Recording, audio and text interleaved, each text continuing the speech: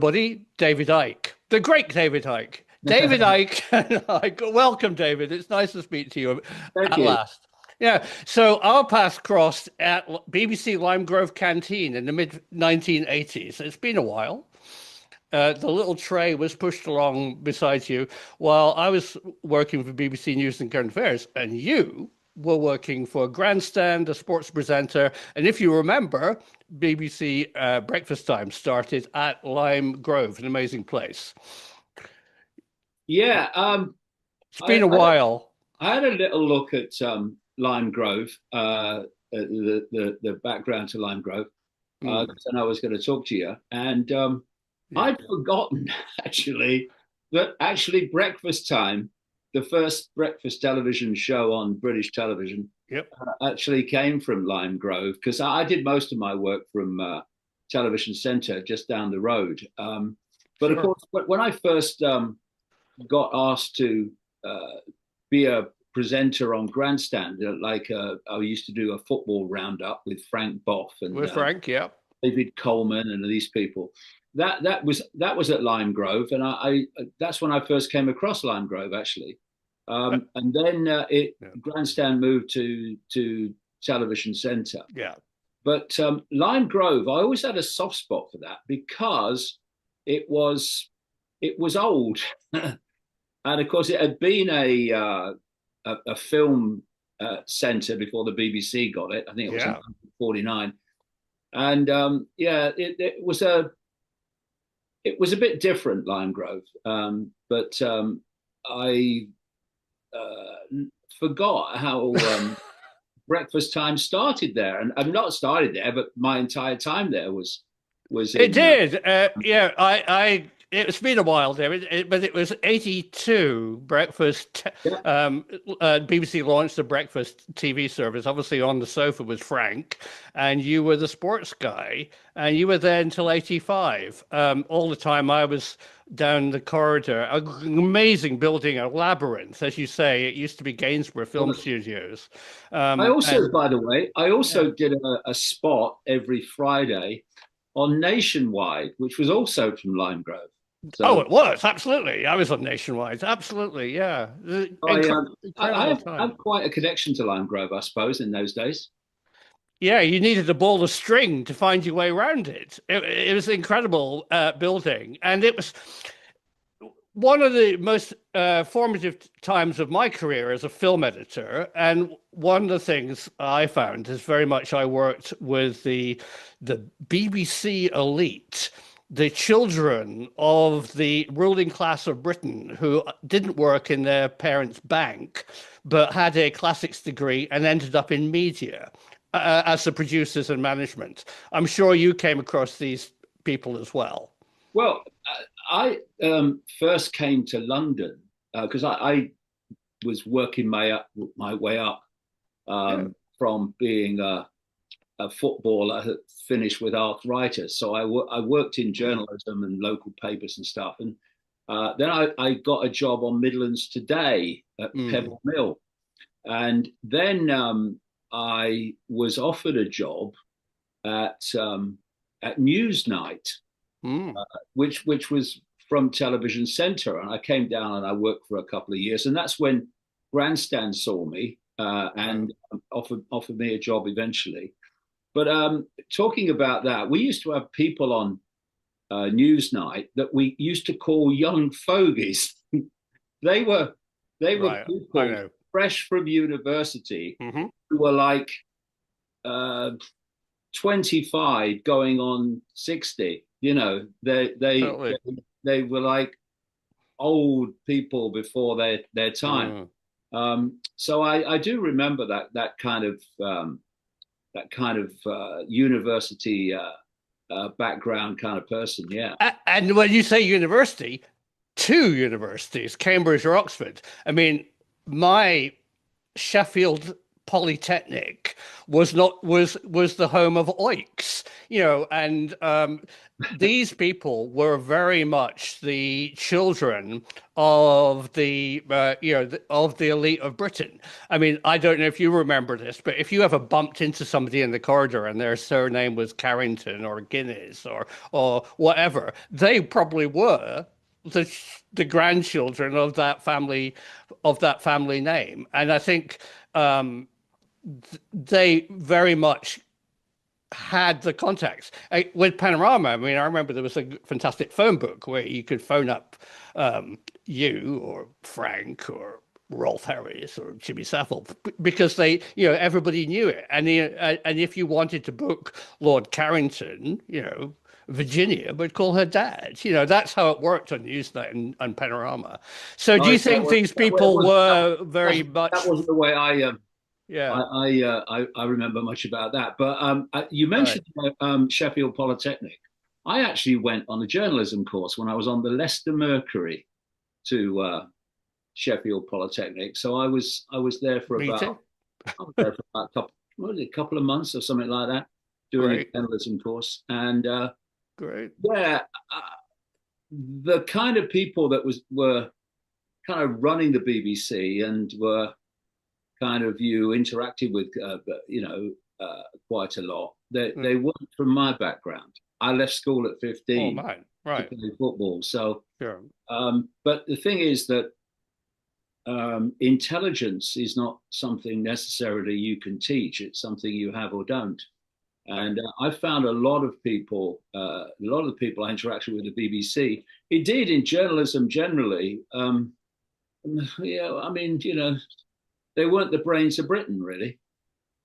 I think it was a handy career for somebody that, had a classics degree from Cambridge or Oxford and was taken on by the BBC, for a stint on Grandstand and a stint on That's Life or whatever, to become a kind of a media person. I mean, very much as a film editor, I would be locked away in a room with these people, and some of them are incredibly bright, and usually they wrote very well, but they were mainly, I discovered, very connected. They seemed to be, the kids of the elite of Britain, and as you and I know, Britain is ruled by a small number of people who have a very interesting belief system.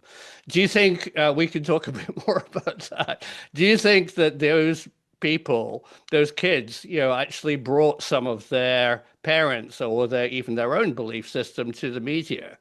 Do you think the BBC was not on breakfast time, not on Grandstand, but I mean generally? Do you think there was do you think it's a possible connection? Well, I once played for 3 months on loan to Oxford United. I used to pass the university in those days, and that's as near as I got to Oxford or Cambridge. And I have to say, looking back, thank you God. But I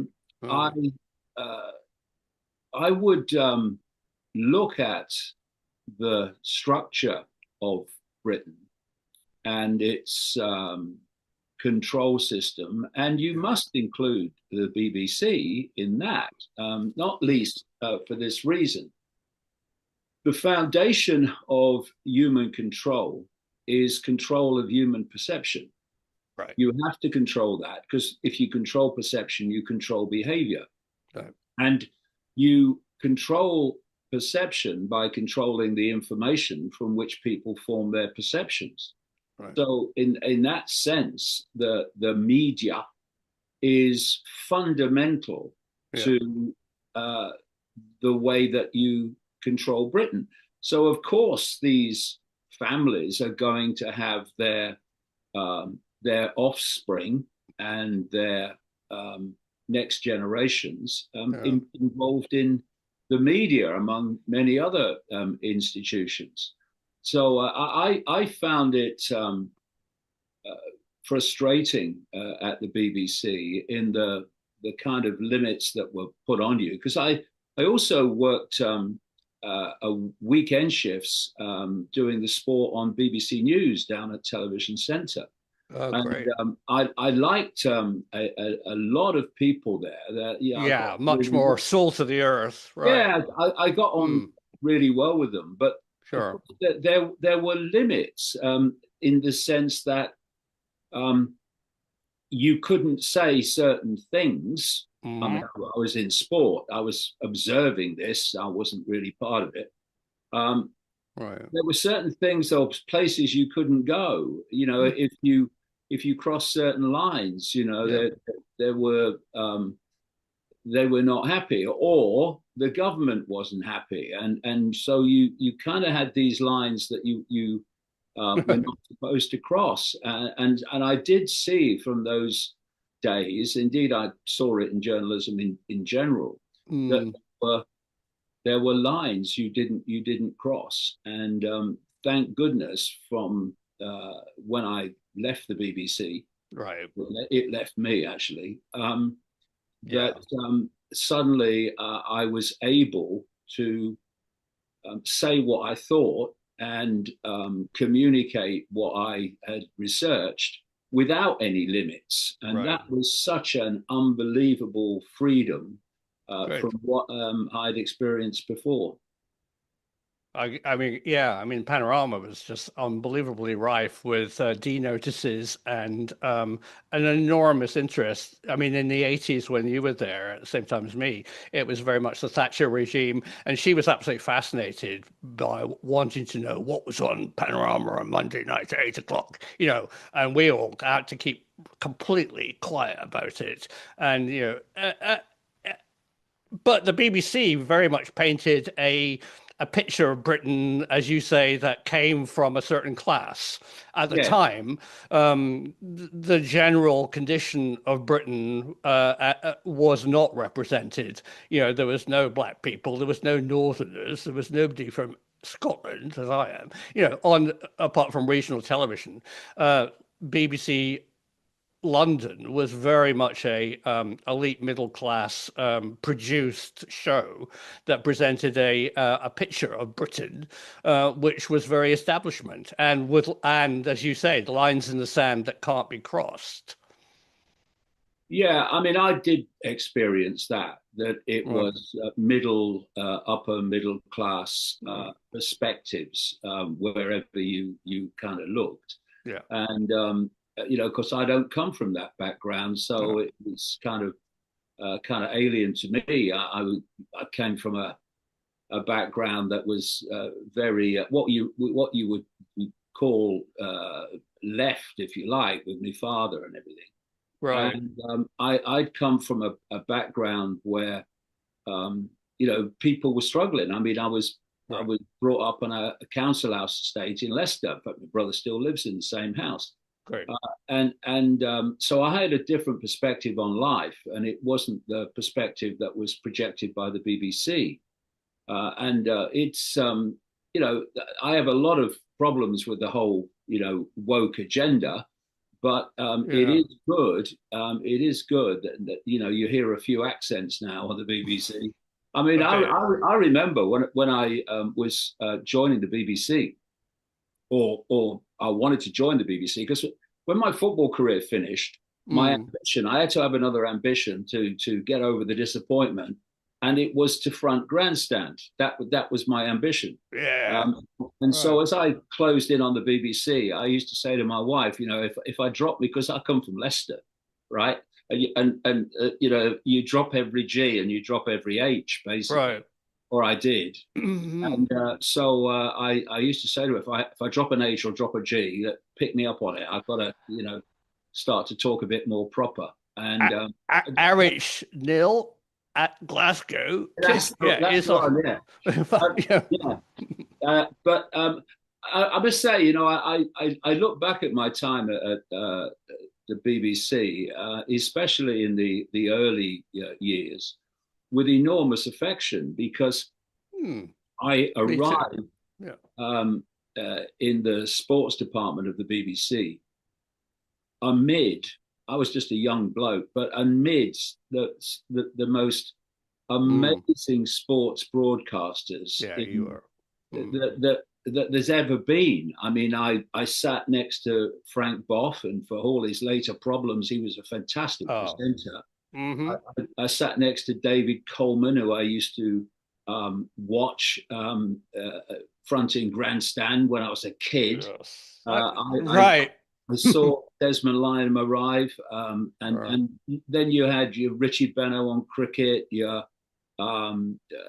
Peter O'Sullivan on horse racing, Sure. and all these people. It was an amazing time to be in the sports department at the BBC.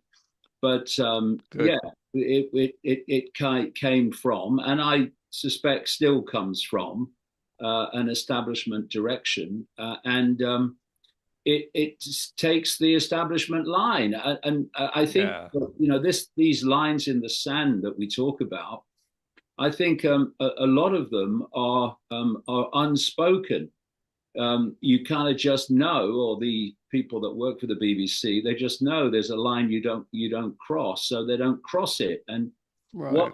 tends to happen then is you go into the most extreme form of censorship, Mm. and that's self censorship, where you Mm. there's not the debate about whether you run this or run that, so much as you don't even introduce it because of it's where you're not supposed to go. And I think the BBC still operates like that. I think it does, and they hardly know where Leicester is. I mean, it's just appalling. So while I was at Lime Grove on one filming trip, my eyes were wide open by a meeting with this member of the royal family, basically. I All right. really don't want to say who it was, because they quite scared me, actually. And in a brief moment between filming, she told me of her belief system.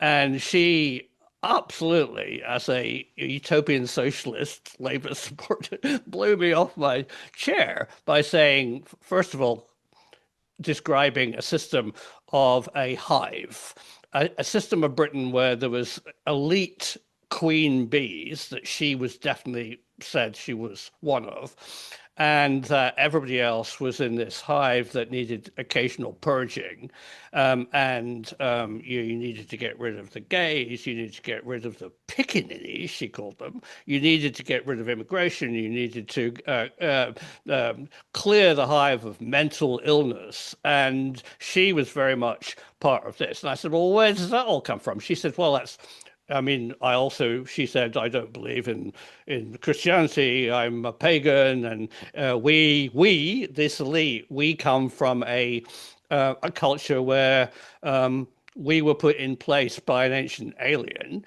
and that we are in charge, and we're actually physically different. What was quite interesting, and I wonder if you, is that she looked really odd. She had that kind of very strange inbred public, posh person face, and was a weird skin, and super tall. Now, I mean, at the time, I was just like, this is really odd. And then later on, reading your work, and I've often thought that it was, analogous, the lizard idea. But then researching back to Lime Grove, David Icke, the interesting work of Nigel Neal, who wrote Quatermass in the Pit, where in the film Quatermass in Well, the watching that Pit, as a kid, yeah. yeah, he actually describes as a subtext this idea, this alien lands, it breeds with people, it makes a hive system, and he describes how the hive rises up and needs to be cleared by a small group of elite. And I went, what? This woman sat me down on her couch with a cup of tea and completely blatantly told me this was her belief system and this is how Britain worked. And she was a member of the royal family. Why do you think she told you that then? I think she liked me. And I specifically asked her. I was staying in her house. There's nothing personal between us, but I noticed her library was full of ancient occult books, and I was staying there and in a room, and I read some of them. And over a cup of tea one afternoon, I said, "You've got a fantastic library. What's all this about this occult?" And then she just said, "It's real. Me and my family, we are part of the elite that control Britain." Her family, literally, I don't want to say who it is, but literally was a major industrialist, really made. And actually, the word when I say control, they were in an industry that literally controlled Britain. And she said, "I don't have a passport. I don't use money. I fly internationally. I'm connected to a lot of people." And she just kind of was Blair, very, and everybody was an oik, you know, totally dismissive in a very, very upsetting way. I mean, you must have heard, you know, where did you get the same idea? Was it from did it originate from you being told? Was there, or No, no, how no. did, Well, yes and no. Not told by anyone from royalty, but right, what happened with me is that from 1990 and 91, when I had a explosion in my head, and I started to see the world in a completely different way. Um, eyes were opened. oh, whoa, were they?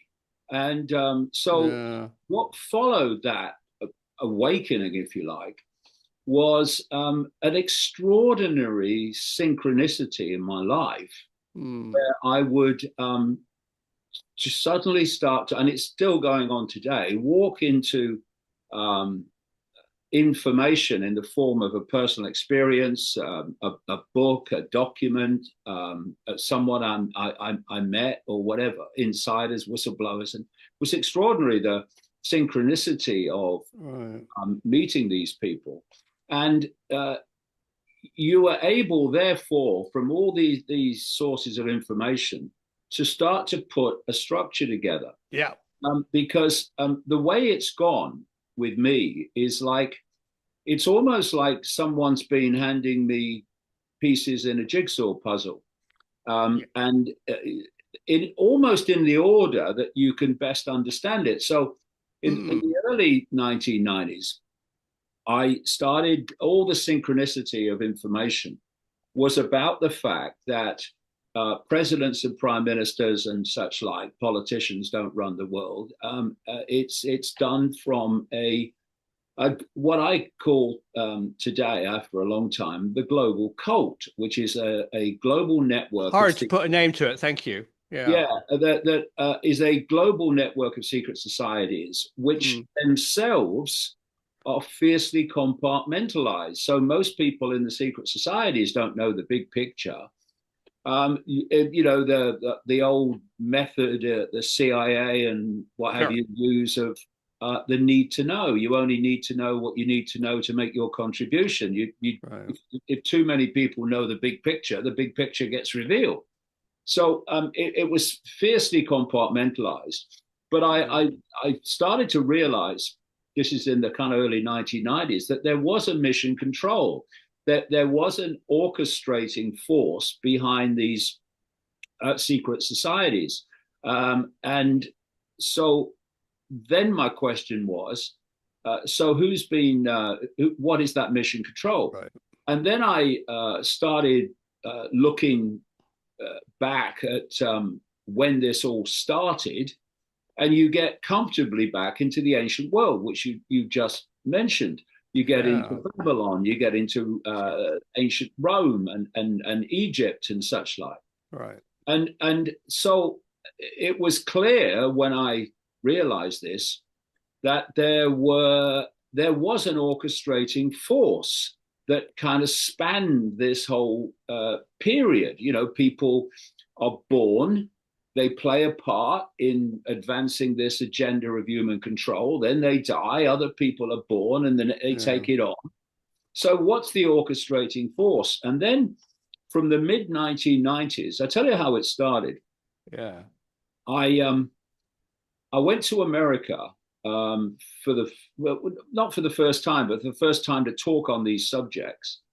And I was talking to next to nobody. I mean, it was very empty chairs job. But what I experienced was again synchronistically coming across loads and loads of whistleblowers and people, ex-military or whatever, that would give me information. Sure. And the whole reptilian thing started, and the whole shape-shifting thing started when, in a period of 15 days, I think it was, I met 12 separate people, and I was traveling every day. I was on a plane every day to speak in a different place. But in that period of 15 days, I met 12 separate people who told me the same thing, that they'd seen someone who appeared to be human changing to a reptilian type figure and then back again. Sometimes it was brief, sometimes it was longer. Sure. And this synchronicity went on until I started to meet people who claimed that they had taken part in and been participants under mind control most of the time, in satanic rituals that involve the British royal family, right? So like, and the way it went on, because I've been doing this full time for 36 years now, so you do accumulate a lot of information. And basically, what you were saying, this lady told you, I can confirm from my own research over the years. And what is royalty? What is royalty? And what is aristocracy? Why do they implicitly interbreed with each other? Because you've got people who will breed with someone just to advance the bloodline, but they really want to be with someone else. You get that all the time in this whole arena. So what is this thing I asked about royalty and bloodline, and what is this about the divine right to rule? What is this bloody divine they're talking about? Because it ain't what people think of as God. So then I realized that this is going way back now, that the interbreeding was to hold a particular genetic structure, or if you go deeper, it's an information structure. That's what genetics is. It's information. And that they were, if they interbred outside of their particular genetic type, then that genetic type would get pretty quickly diluted. They needed to keep a particular genetic type. Why? So in the end, it was clear to me that they are hybrids.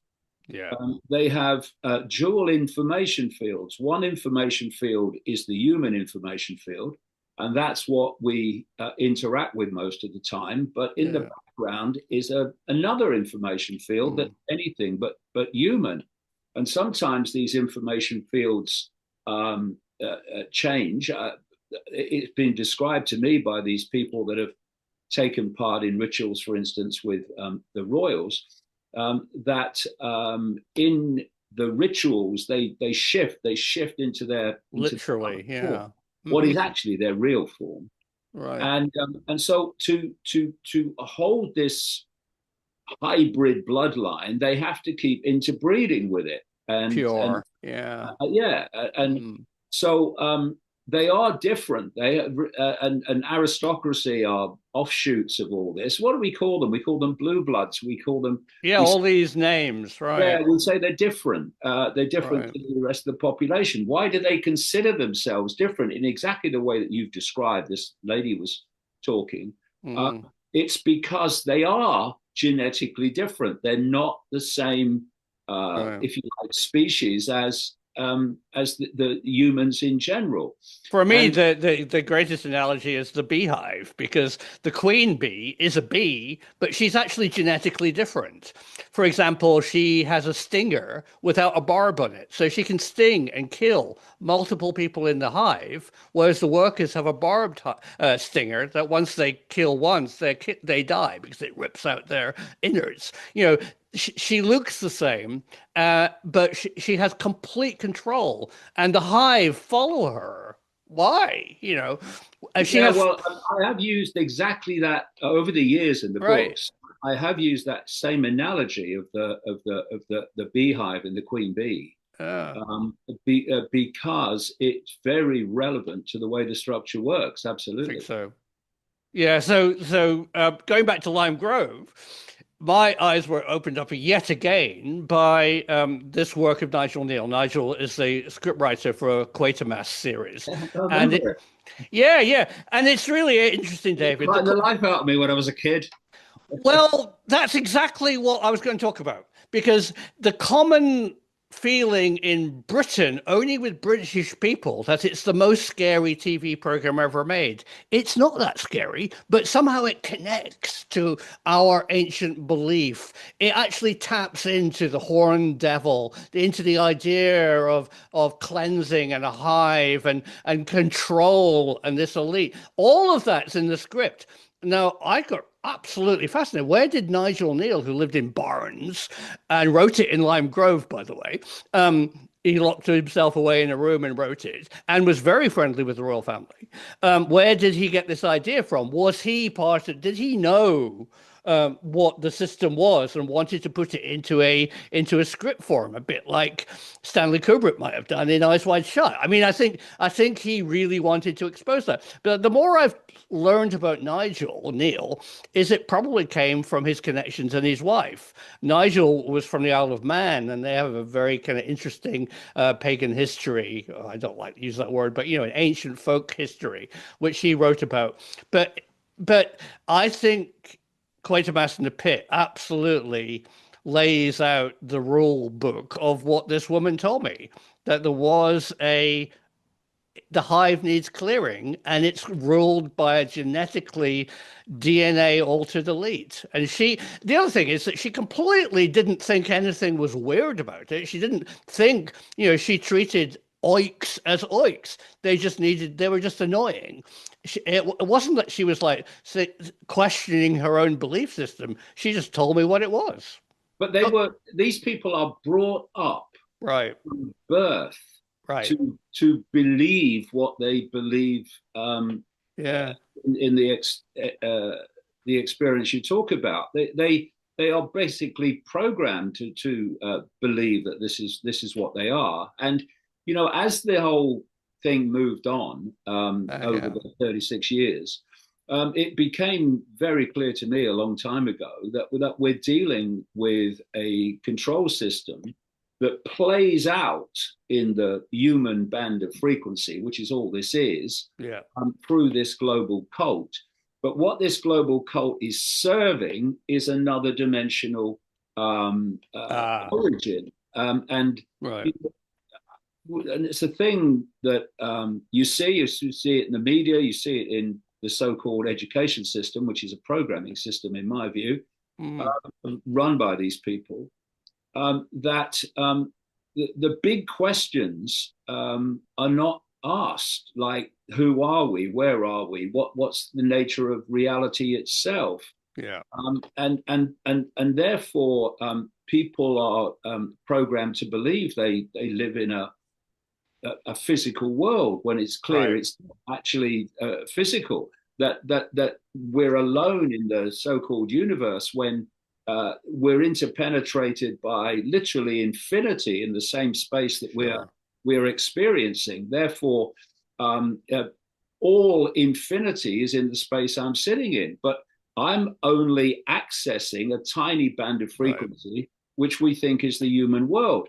Now, if you, and I've done this in the books, if you Yeah. go into scientists that Yeah. have really sought the truth and to discover the truth rather than to, as scientific orthodoxy to Yeah. follow the script and to Hmm. follow the parameters. Because we talk about the parameters of the BBC, well, the parameters of orthodox science are Oh, they right. all work the same. They're very The close. Yeah. parameters of religion, Sure. the parameters of Mm.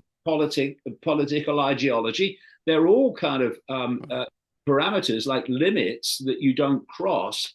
And why would the Yeah. BBC be any different? I guess. That's And right. because of all this, people, I've said many times, one of the greatest forms of mind control, perception control, is to squeeze your sense of the possible. Mm. If you can squeeze the sense of the possible, that's what the education system does. That's what Right. orthodox science does. It Yeah. squeezes the sense of the possible. Right. What it means is when someone comes along and says, actually, this is how it works, and this is how they're controlling you, your squeeze sense of the possible says that's not possible, that's ridiculous, that Right. can't be, and that you just waved away. Now, Right. if you go and look at the parameters of the BBC, Yeah. um, uh, there'll be one or two little exceptions here and there, the odd program, but overwhelmingly, Right. the BBC is setting the parameters of reality. Totally. And Right. therefore, it's a massive part of this Hmm. perceptual control system that is the whole basis of this control. If if 8 billion people realize what the game is, and they realize the true nature of reality, and they Right. realize that this so-called elite, the last thing it is, this elite is running things. It is creating the wars, is creating the conflict, is creating the deprivation and the suffering, Yeah. etc. Yeah. Then things would change. So you've got to keep it from them, and that's Right. That's the establishment. That's the media, and it's brilliant that we all try and do our bits. So thank you, David. Fantastic over the years.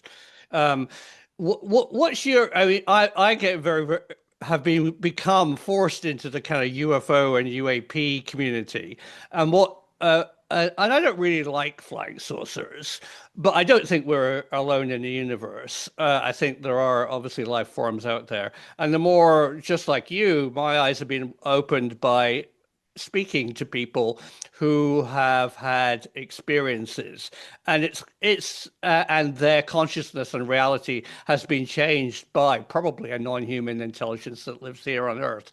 What's your view on that? Do you think we share our planet with a non-human intelligence and always have?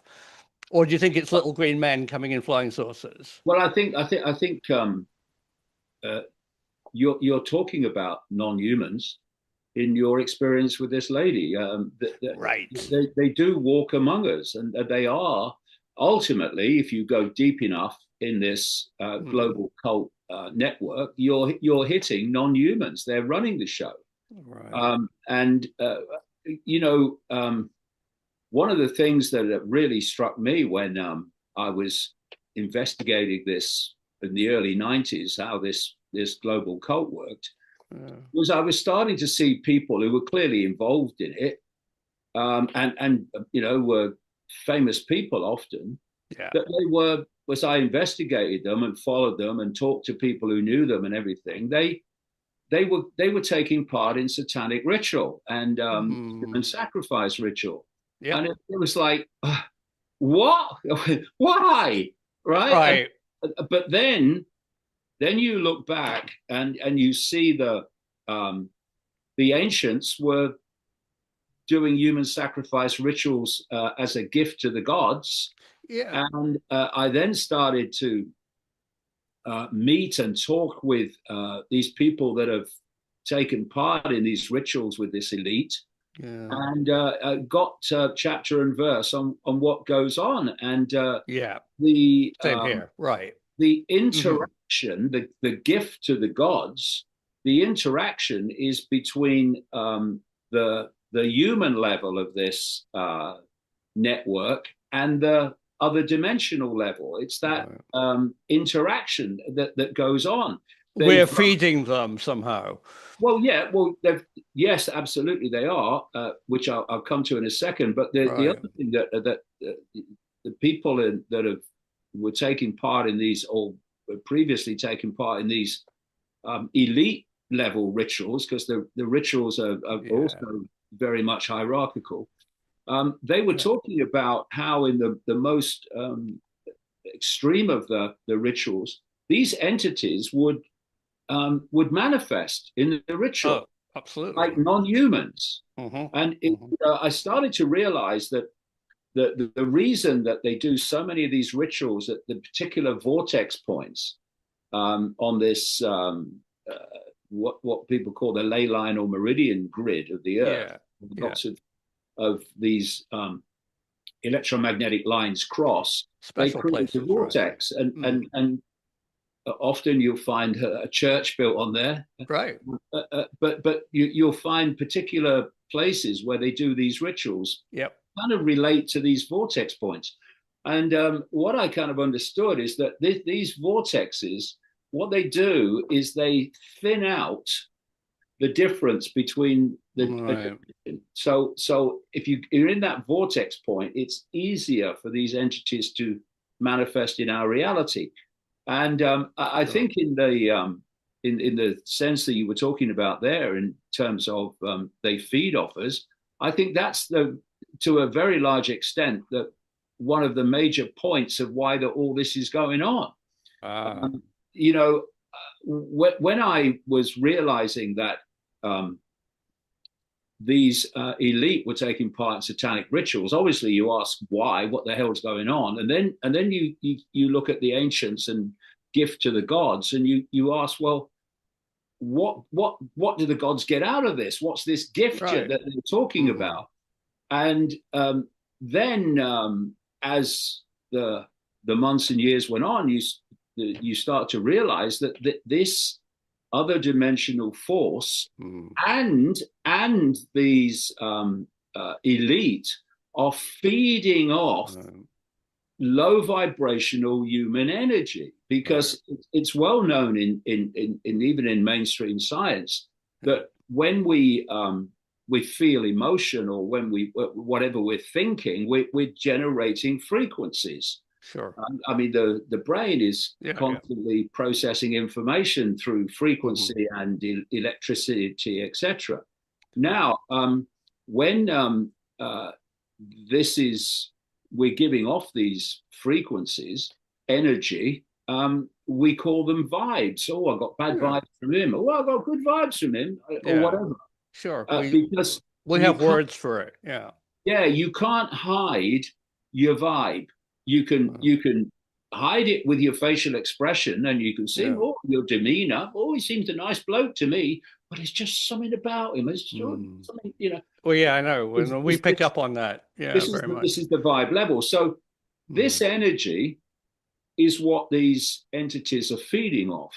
Mm. And it's particularly low vibrational energy, uh, based around fear, Mm. anxiety, depression, regret, Hmm. resentment, hatred, war, conflict of all Sure. kinds. And so the what do you do if you're feeding off that kind of energy? You constantly seek to create events Right. within the human world that will create a response from your target population that will generate that low vibrational energy. This is why the world is We as it's see that. Right. made to be like that Right. on purpose. And when you're doing a satanic ritual, Sure. they are building up the terror in Mm. the victim, Yeah. because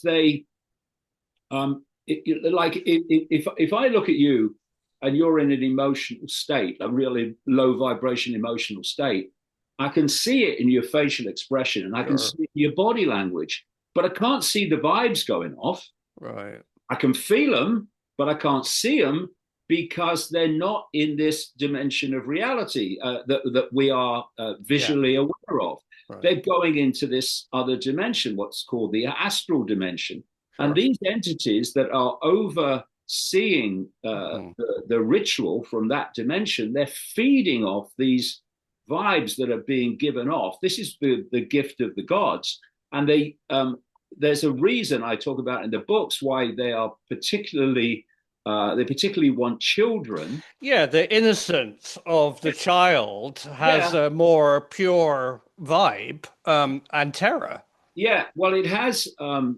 This is why paedophilia and Yeah, Satanism are fundamentally connected, sure. because they want um, the energy of children, ideally before puberty. Yeah. And so what they do is they take the innocence of children before puberty, and then the abuse of them, either Yeah. violent abuse, sexual abuse, or both, Mm.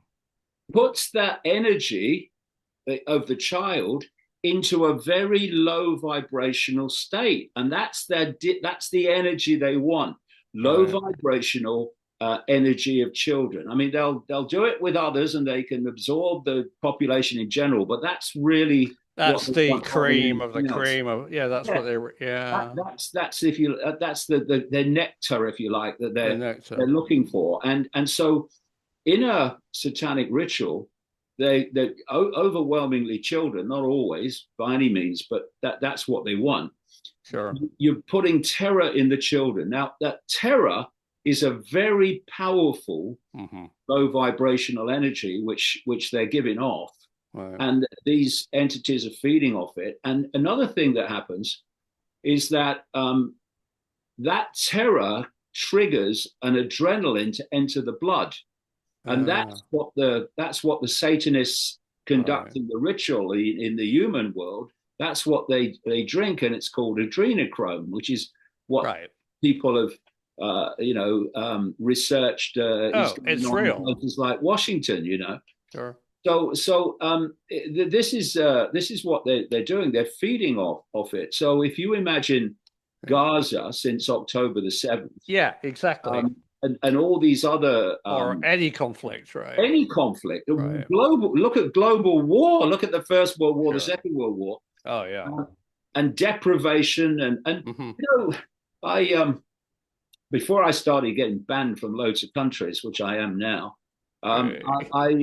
I traveled the world a lot after Right. 1990, a real lot. I mean, I went to loads and loads and loads of different countries, Hmm. continents, and most of the world is not having a good time. It's trying to struggle to Right. the end of the day, or the end of the week, or the end of the month.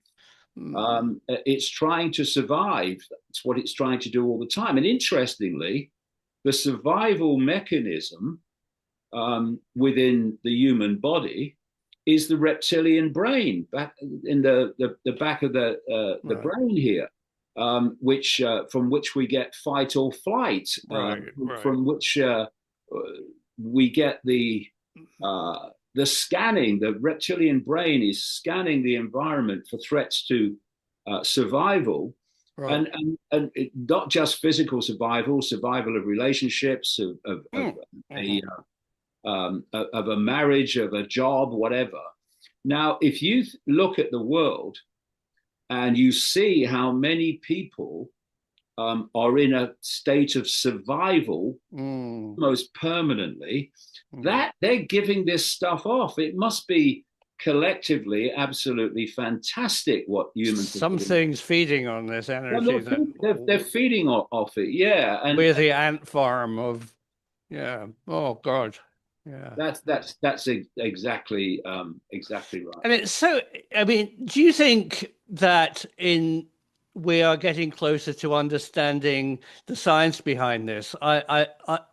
Looking at experiences who've seen cryptid creatures and weird things in the UFO community, it seems that a lot of them seem to be having an experience where their consciousness is being altered by something that can alter our reality by altering our perception of consciousness, our connection to consciousness.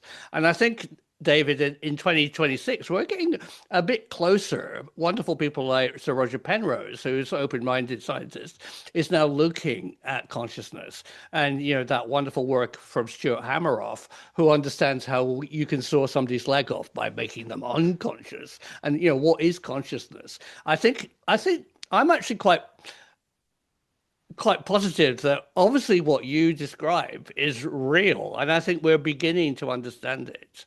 Have you Well, got hearing anything like that? well, yeah. I mean, when I started out, and I was coming to these conclusions a long time ago. Yeah, I mean, to say the least, it weren't circulating, and people thought you were bloody mad. right, But what I've seen, especially since about 2016, there are others right. who've been earlier, but in the public arena that people are aware of, if you like, since about 2016, more and more mainstream scientists have started to question the version of reality that we're supposed to believe in.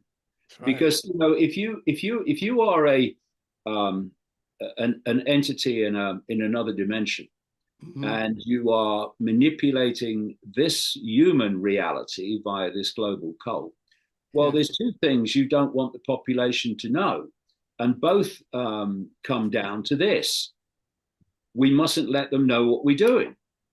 So what we have is, and I know this from my own experience. When you say to people, more and more people are open now, mine more than ever before, I think as so. you rightly Yeah, say.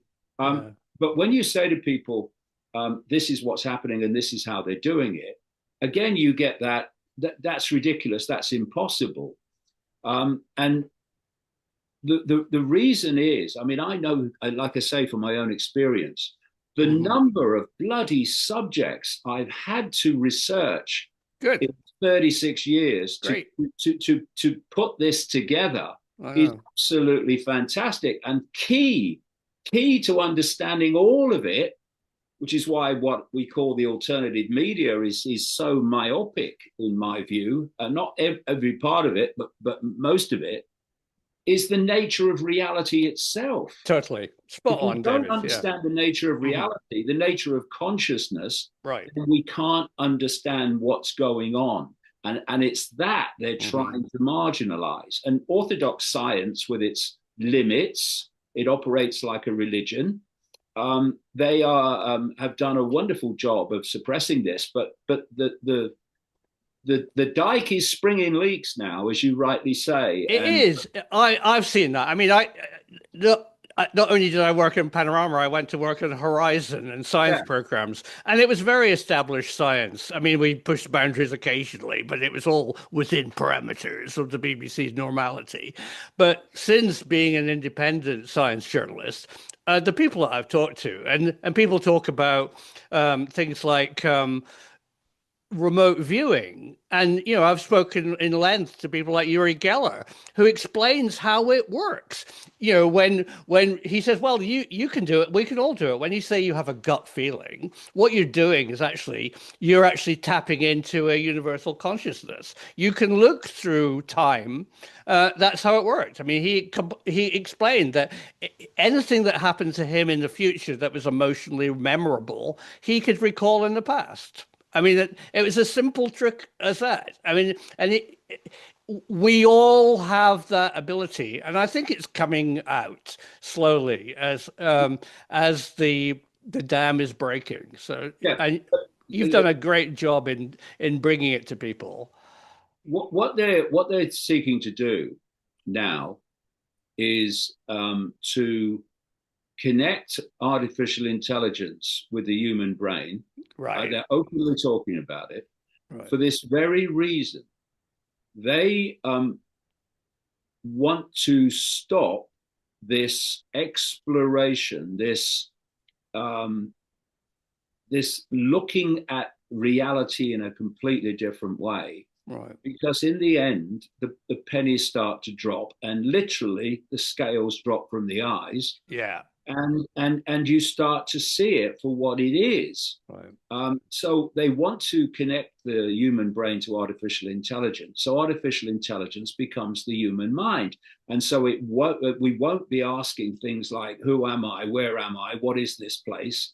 How did I get here? What happens after?" All these things. We won't be asking those questions, and this is where they're really going. This is what the AI thing is really all about. Sure. It's AI human fusion to make AI become the human perceptual processes. That's what it's about. Oh yeah. And this is how I see it. I say we're in a simulation. This is a simulated reality, and it's a simulated reality created by this created, right? this non-human force. Yeah. Yeah. And what it is a field of information, a field of information, and it's interactive. So it's affecting us and our sense of reality, and we, as we awaken, are impacting upon it, which is why the more people that awaken, the more we change the reality of so many other people, like the 100th monkey syndrome and all that, which is very easily explainable. Right. And so this simulation has been created to impose upon the target population consciousness a fake reality, and crucially, a fake self-identity. Right. Because the fake self-identity they want us to believe is one of two things. We are either a human who comes out of nowhere and the lights go out at the end of the life, or we are a human subject to the diktats and the demands of a quote a god, which means we're down here and the Almighty is up there, and the idea is to disconnect what I call body mind from expanded consciousness. Right. Because once you expand your consciousness and you allow yourself to expand beyond the limits of this matrix simulation, you start to tap in to the infinity of awareness, knowledge, insight that is beyond this matrix. And suddenly, and I've seen it happen to so many people who've been through this process, they look at the world again and they think, why didn't I see it before? It's so bloody obvious what's going on. I think we can all do it. I mean, I think there's good science that, you and I are made of big stuff, atoms that are joined together, but our atoms internally are subatomic and exist in a quantum universe which is timeless and is connected. So this kind of religious, maybe modern religious idea of a god or an overriding entity which we're all part of. I mean, it's a kind of combination of religion and hippiness, is actually true. We are internalized. We are made of subatomic stuff that connects to a timeless universe. And I think there's mechanisms in all creatures, probably plants as well, that we can actually tap into that quantum level of a universe which is all connected. You notice too that most religions, the major ones anyway, the biggest blasphemy is to say I'm an expression of quote God. That you can't say that, because they don't want us to think that. They want us to think we are here and the rest of reality is there. When, as you rightly say, everything is connected, but we are. What this conspiracy of this non-human conspiracy in all its forms is trying to do is to isolate, is to entrap our attention, thus perception, on a fake reality. And this is how I say it's done. I say that the human body is a biological computer. I say it's programmed with not only all the constant tweaks that it does constantly in relation to environmental changes, um, but it's also carrying psychological traits, psychological programs. Fight or flight in reaction to danger is a prime example, but there's endless others. What I found interesting as I did travel the world into all these different cultures and what have you, is how people react the same in the same situations. Often, overwhelmingly, it's kind of ridiculous. Different religions, different culture, same reactions. And I say that the body, the biological computer, if we don't tap into consciousness, the true I, the biological computer is dictating our lives.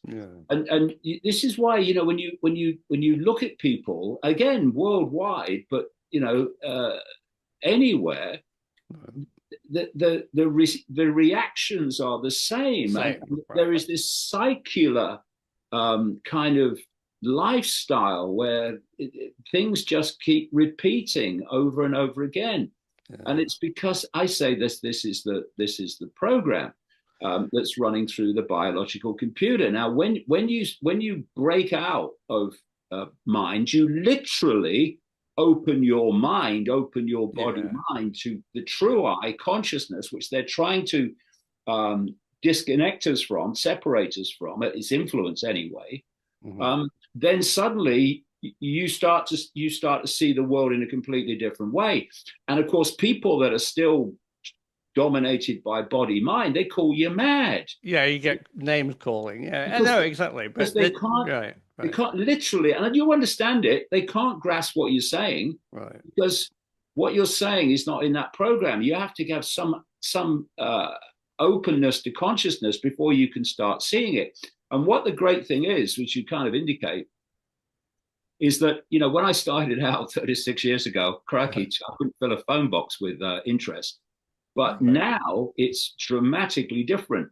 And people are now starting to open their minds to possibilities, shall we say, that they would never have been open to before. And that is a sign that people are becoming more conscious beyond the program. But others, of course, are going deeper in the program, and you can see the difference in 30 seconds. Yeah, well, David, I think you have successfully taken the corner of that curtain, pulled it up, and we now have seen the man behind the curtain. I mean, I really think that we are very lucky to still be alive after our meals in Lime Grove and our time at the BBC in the 1980s. I really think, David, that in 2026, on the next few years, we're going to understand our bigger picture in the universe. And I just hope the bastards don't kind of push us down. It's really important that you keep on doing your work and that science is more open-minded and we talk about these subjects. So I'm blown away by your dedication over the years and to actually reveal this against the odds. And today, you've got a few phone boxes full of people, so well done. It is different now. It's so different now. Good. I mean, I got used to talking to a room of empty chairs for a long time. But it is different now because I think there is an awakening going on, and I think that's the reason that they are rushing through this AI lockdown of consciousness to try to head this off. Because if they take too long to do it, then the house of cards will come down. Because you mentioned there about pulling back the curtain. That scene in The Wizard of Oz, which was so full of symbolism. It was right. But you had the fear of this person pulling levers, right? Yeah, it was just the booming voice and all that. Yes, Oh my God! And the perfect. wizard and then when the curtains pull back, there's this old guy pulling things, Right. and it's like that's what it's like, you know. And Um, what does he shout? He shouts, "Ignore the man behind the curtain." Exactly. I'm manipulating your reality. Don't look at me. Yeah, no, it's a exactly, fantastic and scene. I tell you from my own research and my own experience, Right. this force, which people when they first learn about it become fearful of it, it's the man behind the curtain. The man behind the curtain Right. has no power over you No. unless you a don't know he exists, Right. and b you give your power to him. And the biggest these people do not have power. The power that they recycle back against us is the Mm. power we give to them in Yeah. the form of acquiescence. And if you look through history, Right. the whole story of humanity is acquiescence to authority, Totally. acquiescence to the king, Hmm. acquiescence to the government, acquiescence to Hmm. local government, whatever. It's acquiescence, and it's acquiescence that tells us where the real power is. It's with Right. us. So what they have to do is divide and rule us. They Totally. have to get us limited by very unquestioning, rigid belief systems, whether Yeah. religious, political, Mm. cultural, whatever, Right. scientific, orthodoxy. Media. Yeah. Yeah, media. Well, the media is that spans the lot of them. Right. So we have limits on our perception of reality, and we don't go there. We don't go there. So you've got science, Right. orthodox science. If you go beyond the walls of orthodox science, you're a pseudoscientist, That's or right. you are dabbling in the paranormal. Mm. If you go beyond the limits of the religion story, whichever religion you're in, Yeah. they basically work the same. Then you're a blasphemer or an infidel or whatever. Yeah. Lots of and horrible and, and words. Yeah. so it's the same system. If Mm. you're say a socialist, or you're a right winger in Mm. politics, if you go beyond the walls of what's perceived to be a Right. socialist or right winger, then the people that you were a part of turn against you. That's right. And so most people don't want that, so they stay within the fold and keep their mouth shut and their head down, and just Mm. follow whatever the group think is. Right. This is how it's done. And if we just allow ourselves, and what's the common theme of all these different belief systems?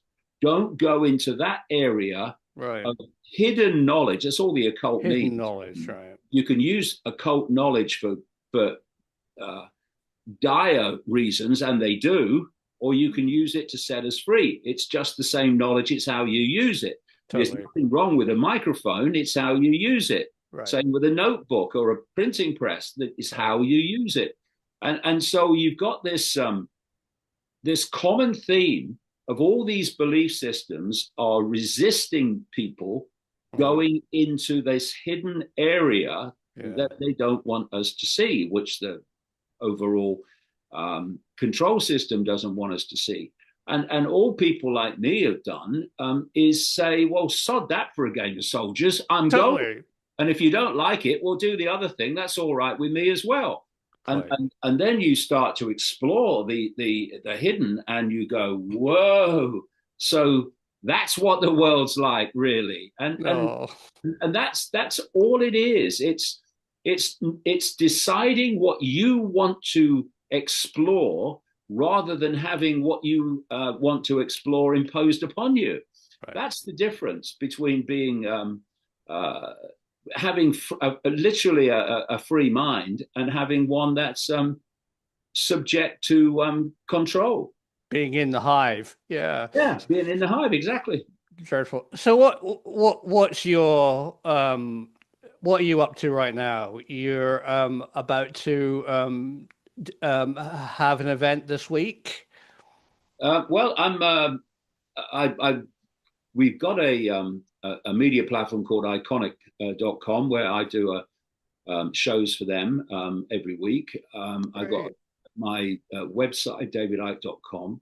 Right. I'm on social media a lot. I just use any vehicle I can to get this information out. Good. And I've got a massive event, up to 7,000 people, Nottingham Arena in Right. Good. May next year, All right. which will be a tremendous gathering of open-minded people, which will have a big impact on the field, if you like, Right. that collective of open-minded people, and there'll be a lot more open-minded by then.